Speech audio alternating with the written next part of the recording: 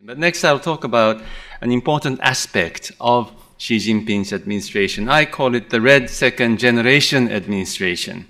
Now, what does Red Second Generation Hong Er Dai mean?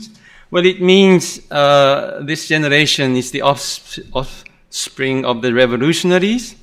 And one characteristic of these people is that they hold an identity as successors to the revolutionary principles. And they have a very powerful sense of ownership of the system, I would say.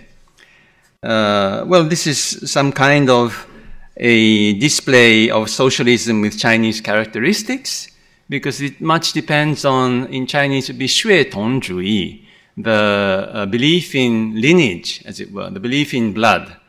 That's very feudal, I would say. But still in the political culture of China today, it is very important to be an offspring of the revolutionaries. And this compares with the concept of princelings, 太子党.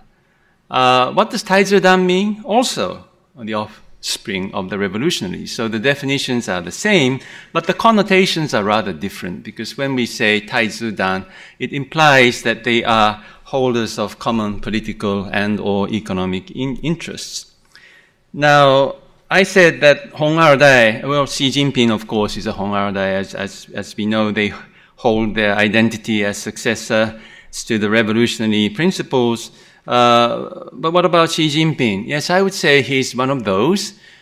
He is somebody who experienced the hardships of the Cultural Revolution. But I would say that his experience and his father's experience are rather different things. His father used to be one of the vice premier of the PRC, one of the revolutionaries, and he went through a lot of hardship together with people like Deng Xiaoping.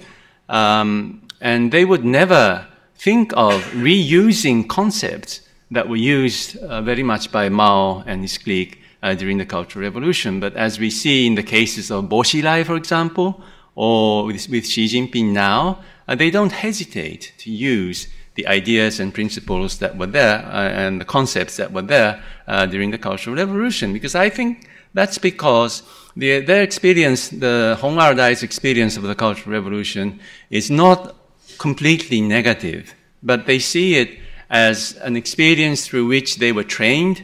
They went through this, and they successfully overcame this hardship that they had to go through. And that's a very important difference that I find.